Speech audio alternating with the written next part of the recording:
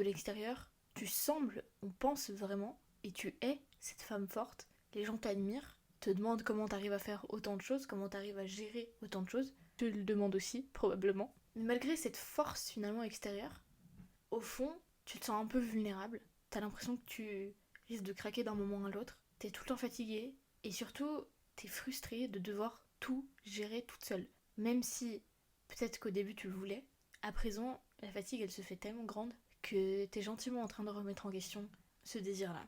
Et finalement, tu te sens un peu coincée entre ce rôle de la femme forte, justement, qui a pas besoin de personne, qui se débrouille, qui est indépendante, et ce profond désir, quand même, d'être soutenue. Et là, il y a deux options. Soit tu te l'avoues, mais tu n'oses pas demander cette aide parce que t'as pas envie de paraître faible, soit tu te l'avoues même pas, parce que rien que te l'avouer, pour toi, ce serait un signe de faiblesse. Comment il est possible de garder ton indépendance tout en acceptant de recevoir de l'aide et du soutien? Et ce, pour nourrir tes relations, pour t'épanouir, et surtout pour te ressourcer, parce que je sais que t'es épuisée, je sais que t'en peux plus de tout porter, toujours, toute seule, et qu'au fond, t'as vraiment envie qu'on te soutienne, qu'on t'aide, mais tu veux pas et t'oses pas le demander parce que pour toi, ce serait juste un signe de faiblesse. Dans cette vidéo, tu vas voir comment est-ce que tu peux sortir de ce rôle de la femme forte que t'endosses, parce que ça te sert probablement plus. Et ici, c'est pas le concept de femme forte que je veux déconstruire, c'est plus justement ce rôle dans lequel on va se forcer à entrer et qui du coup nous fait penser que demander de l'aide et être soutenu, vouloir être soutenu, ce serait un signe de faiblesse, alors même que la vraie, entre guillemets, femme forte, elle accepte l'aide, elle ose demander de l'aide, et finalement elle n'a même pas besoin d'en demander, parce que son entourage, les gens autour d'elle, viennent d'eux-mêmes l'aider pour qu'elle puisse vraiment s'épanouir, elle, ainsi que ses relations. Et surtout, on va voir comment est-ce que tu peux apprendre à recevoir sans te sentir coupable, sans culpabilité, parce que souvent, on va penser que quand on reçoit quelque chose, on doit le redonner en retour, et c'est ce qui nous empêche de recevoir sans justement avoir cette culpabilité. Mais avant qu'on commence, pense à t'abonner, pense à mettre un petit pouce bleu, ça m'aiderait énormément. Et je te réserve une petite surprise pour la fin, donc reste bien jusqu'au bout. La situation actuelle pour toi, elle est assez simple. Tu te sens constamment épuisée. Et c'est normal, parce que à force de tout porter toute seule, que ce soit dans tes relations, dans ton travail ou peu importe, forcément qu'il y a un moment donné où tu craques. Évidemment, tu te définis, tu te vois et surtout, tu veux être cette femme forte, cette girl boss, celle qui peut tout faire seule, celle qui a pas besoin d'aide. Parce que finalement, tu cherches aussi un peu à prouver que tu as besoin de personne. Mais tout ça pour dire que ça te laisse un peu sur le recul. Et un peu, c'est encore peu dire. Mais au fond, si on regarde vraiment malgré cette force extérieure, parce que finalement, de l'extérieur, tu sembles, on pense vraiment, et tu es cette femme forte, les gens t'admirent, te demandent comment t'arrives à faire autant de choses, comment t'arrives à gérer autant de choses, te le demandent aussi, probablement. Mais malgré cette force finalement extérieure, au fond, tu te sens un peu vulnérable, t'as l'impression que tu risques de craquer d'un moment à l'autre, t'es tout le temps fatiguée, et surtout, t'es frustrée de devoir tout gérer toute seule. Même si peut-être qu'au début tu le voulais, à présent, la fatigue elle se fait tellement grande que t'es gentiment en train de remettre en question ce désir-là. Et finalement, tu te sens un peu coincée entre ce rôle de la femme forte, justement, qui a pas besoin de personne, qui se débrouille, qui est indépendante, et ce profond désir, quand même, d'être soutenue. Et là, il y a deux options. Soit tu te l'avoues, mais finalement, t'oses pas demander cette aide parce que t'as pas envie de paraître faible, soit tu te l'avoues même pas, parce que rien que te l'avouer, pour toi, ce serait un signe de faiblesse, qui risquerait justement de détruire cette image de femme forte que t'as passé tellement d'années à construire. Et très souvent ici, cette volonté de rentrer dans ce rôle de femme forte, de montrer qu'on est invulnérable, qu'on est indestructible, ça vient souvent, et c'était mon cas, de blessures passées où t'as peut-être tellement été déçu, tellement été trahi, tellement été abandonné, que t'en as simplement déduit que tu pouvais pas compter sur qui que ce soit, que tu devais le faire seul, que tu devais être indépendante, que t'avais pas le choix, et que tu devais construire aussi un mur autour de toi qui faisait que de l'extérieur tu parais vraiment invincible et que tu laisses finalement peu de monde rentrer dans cette armure ou du moins voir ce qu'il y a vraiment derrière parce que t'as trop peur de nouveau être blessé, de nouveau être trahi, de nouveau être abandonné. Et en plus de ça, notre société actuelle, elle valorise vraiment cette indépendance, ce masque de girl boss, de femme forte, mais ça te mène finalement juste à renier ta vraie nature, tes vrais désirs, pour rentrer dans un cadre qui en plus est pensé par des hommes. Parce que finalement, pour être indépendante aujourd'hui, pour rentrer dans ce cadre de femme forte, on se rend compte, et si tu regardes, finalement, ce cadre de femme forte, c'est presque une sorte de reflet d'un homme. C'est-à-dire être indépendant, travailler 8 heures, 12 heures par jour, jamais avoir besoin de personne, ne pas exprimer ses émotions, pas demander de l'aide, toujours trouver les solutions et de préférence seul, être dans la même forme tous les jours, que ce soit le premier jour de ton cycle ou le dernier. Et ça construit petit à petit cette croyance que si tu demandes de l'aide, t'es faible, t'arrives pas à le faire seul, t'as besoin de quelqu'un, t'es pas indépendante. Alors que le corps et l'esprit d'une femme, ils varient déjà selon son cycle, c'est-à-dire que au début de ton cycle, au milieu et à la fin, tu te sens pas la même chose, t'as pas la même énergie, t'as pas les mêmes désirs, t'as pas les mêmes envies non plus. Et les femmes, elles sont soumises finalement à tellement de pression, une pression tellement élevée qui est pas du tout en accord avec notre façon de fonctionner naturelle, c'est-à-dire selon notre cycle. On est censé être comme des robots, travailler à la même fréquence, à la même intensité tout le temps, tous les jours de l'année, tout le temps. Se débrouiller seule, être indépendante. Alors que notre corps, notre esprit, il demande au contraire une certaine flexibilité, une certaine fluidité. On a besoin d'un soutien, on a besoin de pouvoir lâcher prise. Parce que sinon, c'est le chemin direct, c'est l'autoroute vers l'épuisement, vers le burn-out. Et ça a des impacts graves sur la santé, on le voit très bien.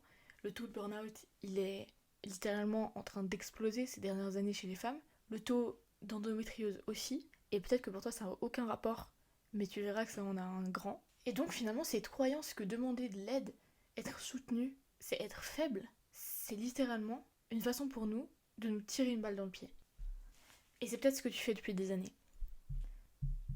Pour ça, j'aimerais prendre une image rapidement, et c'est l'exemple de l'armure. Imagine que chaque jour, tu portes une armure au travail pour te protéger, pour prouver ta force, parce que tout simplement, t'es dans un milieu d'hommes, donc t'as pas trop le choix que de rentrer dans les mêmes standards qu'eux. Et c'est utile pour avancer, ça te protège, mais c'est quand même lourd. C'est lourd à porter en permanence. Surtout quand tu rentres à la maison, tu gardes cette armure, au lieu de t'en débarrasser, de la laisser au moins pour la nuit et quitte à la remettre le lendemain parce que peut-être que dans ton environnement de travail, t'as pas le choix que de débrouiller, de pas demander de l'aide et de fonctionner d'une manière qui est pas forcément adéquate à ta façon de fonctionner naturelle. Mais donc si tu la laisses à la maison, cette armure, dans tes relations également, tu finis par plus pouvoir ressentir finalement la chaleur et le soutien de ceux qui t'entourent, parce que comment tu veux que ça passe à travers une armure de fer? Et ceux qui sont en face de toi, ils ont l'impression que t'es fermée, que t'es peut-être un peu distante, que t'es dans tes trucs, que t'as tellement de choses, que t'es tout le temps stressée, t'es tout le temps un peu sur le fil du rasoir, et c'est ni agréable pour toi, ni agréable pour eux. Donc finalement ici l'objectif, un petit peu, c'est d'apprendre à enlever cette armure quand tu rentres à la maison, ou simplement la maison, c'est pas forcément quand tu rentres vraiment à la maison littéralement, mais c'est plus une image pour dire quand t'es avec ton entourage, avec des proches, dans tes relations, quand t'es chez toi aussi littéralement, quand t'es en dehors du travail, quand t'es en vacances, quand t'es en week-end, c'est d'enlever cette armure, c'est d'accepter déjà dans tes relations l'aide qu'on va pouvoir te proposer, c'est d'accepter de lâcher prise, et c'est surtout te permettre de te reposer, de te ressourcer, et de te sentir vraiment entourée, de te sentir vraiment soutenue, parce que même si tu penses que t'as pas envie de ça, que t'es très bien indépendante, que tu te débrouilles très bien toute seule, et je le dis parce que c'est exactement ce que je pensais avant, du moment que tu auras goûté à ce sentiment de soutien, à ce sentiment de lâcher prise, à ce sentiment de pouvoir te laisser aller, tu vas plus pouvoir revenir en arrière parce que tu vas tout d'un coup sentir un sentiment tellement agréable que t'as probablement pas senti depuis tellement longtemps, parce que probablement depuis que t'es petite t'as dû te protéger, t'as dû mettre cette armure, peut-être même constamment, peut-être même à la maison, peut-être même dans tes relations, parce que t'étais face à des gens qui t'ont trahi, qui t'ont abandonné, qui t'ont blessé, qui t'ont manqué de respect. Mais maintenant que t'es adulte, maintenant que t'as ta vie, c'est toi qui choisis tes relations, c'est toi qui construis ta vie. Et si tu l'as construit sous le même schéma que t'as construit et que t'as vécu ton enfance, tu l'as pas construit ton enfance, mais tu l'as vécu en tout cas, tu vas perpétuer les mêmes schémas qui te rendent justement dépendante, en un sens aussi de cette armure, qui te rendent dépendante de ce rôle de la femme forte où t'arrives pas à le quitter parce que tu te dis que si tu le quittes, tu seras en danger. Enfin, c'est pas ce que tu te dis directement, mais c'est ce que tu ressens au fond. Qu'on va plus te respecter, qu'on va à nouveau te manquer de respect, te blesser, etc. Et pour revenir donc à l'armure, enlever cette armure, c'est aussi libérer ce sentiment que tu dois prouver que t'es forte, que tu dois prouver que t'arrives à le faire seule, etc. Parce que t'es pas obligé de le faire. Surtout si ça te mène tout simplement à l'épuisement, voire même aux limites de burn-out. Et pour pouvoir enlever cette armure, j'ai créé une méthode en 4 étapes que tu vas pouvoir suivre plus ou moins de manière flexible, comme ça t'arrange le plus. Mais c'est pour que tu aies une idée à peu près du chemin que moi j'ai parcouru. Parce qu'avant j'étais comme toi, je voulais pas d'aide, je supportais pas qu'on me propose de l'aide même, je trouvais que c'était presque finalement une insulte. Et j'osais pas, parce que pour moi c'était clairement un signe de faiblesse. Et la première étape, en sachant que ici, on va plutôt se concentrer sur enlever ton armure dans tes relations, à la maison, et pas forcément au travail, parce que le travail, c'est encore un cadre différent, où il y a d'autres paramètres à prendre en compte, sur lesquels t'as pas vraiment forcément d'emprise. Et donc, si déjà tu te concentres sur ce sur quoi tu peux vraiment avoir cette main, avoir cette emprise, changer les choses, ça va déjà avoir un impact énorme, même après, sur ton environnement professionnel et sur comment tu te sens en général.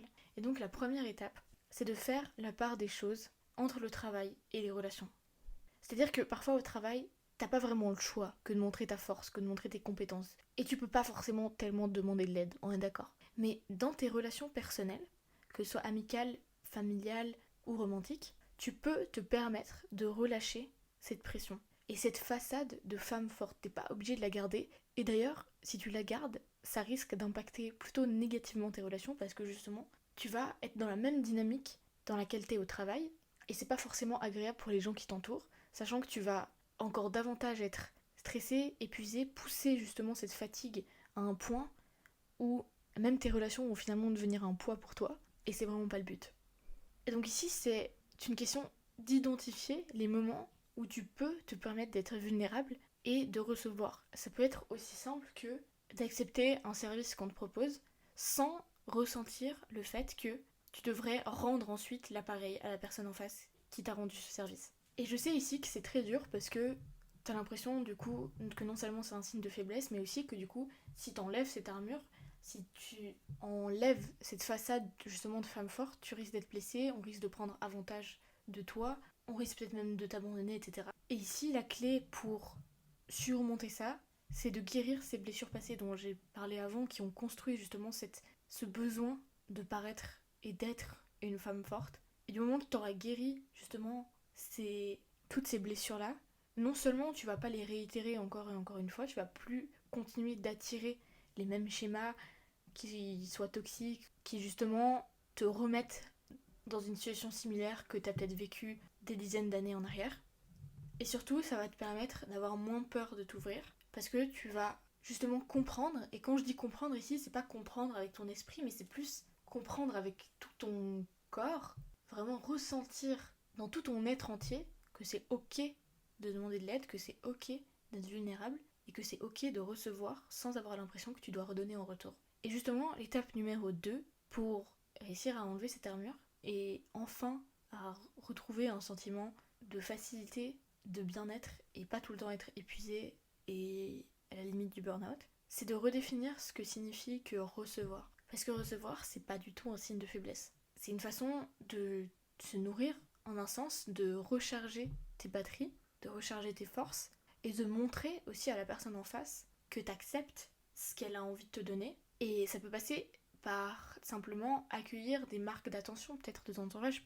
Si t'es comme moi, avant, probablement que t'es pas quelqu'un de tactile du tout, tu détestes qu'on vienne proche de toi, t'es gêné quand il y a des signes d'affection qui sont trop évidents. Et une manière simple de recevoir, c'est pas forcément recevoir un gros cadeau qu'on va t'offrir, ça peut être juste recevoir justement ces marques d'affection que d'habitude tu repousserais un peu, ou que tu repousserais pas, mais avec qui tu mettrais une certaine distance, avec quoi tu mettrais une certaine distance. Parce que ce faisant, tu vas vraiment pouvoir construire des liens beaucoup plus profonds et beaucoup plus authentiques.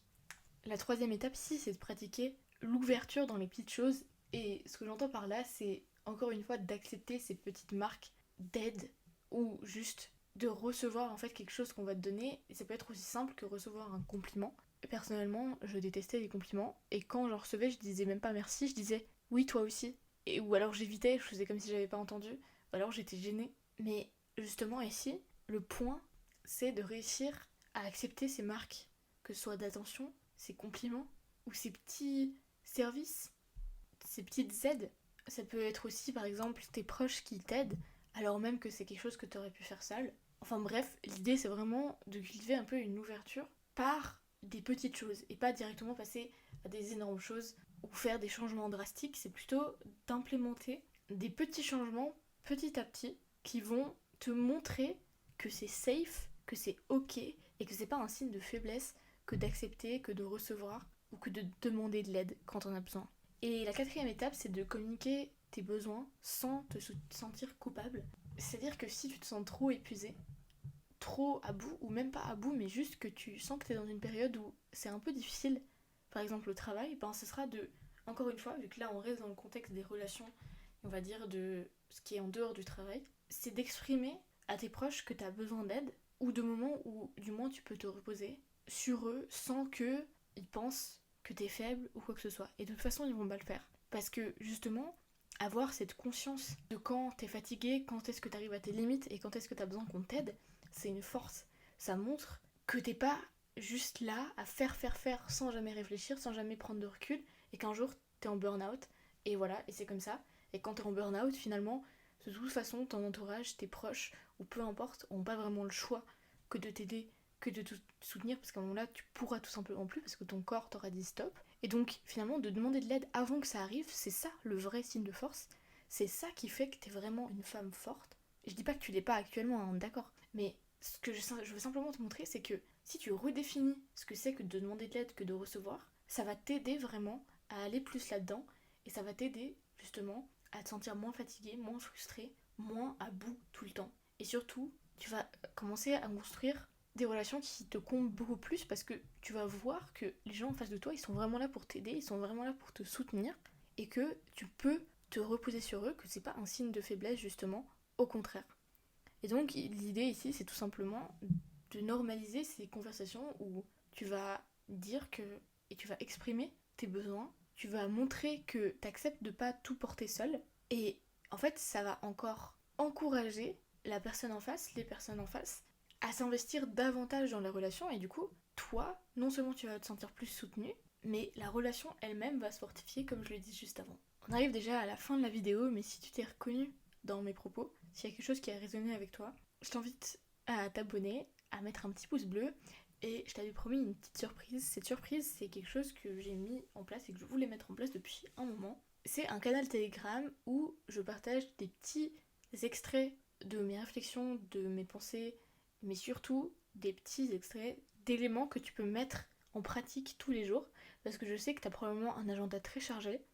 T'as pas le temps de lire 1000 livres, t'as pas le temps de regarder 1000 vidéos, tu passes pas forcément énormément de temps sur les réseaux et c'est une très bonne chose. Et donc ce que je me suis dit, c'est que des simples petits rappels ou alors une chose peut-être à mettre en place dans la journée ou dans la semaine, ce sera beaucoup plus utile et c'est un format à mon avis qui va beaucoup plus te parler que de devoir regarder une vidéo de 45 minutes ou écouter un podcast ou machin alors que t'as déjà tellement de choses à faire dans ta to-do list et simplement dans ton agenda. Donc si ça t'intéresse, évidemment, je l'ai pas dit, mais ce sera donc sur les relations, sur comment mieux comprendre les dynamiques hommes-femmes, pour améliorer tes relations, pour te sentir enfin comprise, soutenue, respectée, aimée, tout ce que tu veux, de vraiment construire des relations qui te comblent, et ça passera par des petits action steps finalement, journaliers ou hebdomadaires, que tu pourras mettre en place immédiatement, sans avoir besoin de passer des heures supplémentaires à consommer du contenu, lire des livres, ou peu importe. Bref, et maintenant, si tu devais retenir qu'une seule phrase de cette vidéo, ce serait celle-ci. Se permettre de recevoir, c'est se donner la chance de se ressourcer et de nourrir des relations plus vraies et plus apaisées. Merci beaucoup de m'avoir écouté jusque-là, merci de ton énergie, merci de ton temps surtout, parce que je sais que t'en as pas énormément. Et on se retrouve tout bientôt pour la prochaine. N'hésite pas non plus à me dire dans les commentaires depuis combien de temps est-ce que tu portes cette façade de femme forte, et on se retrouve tout bientôt.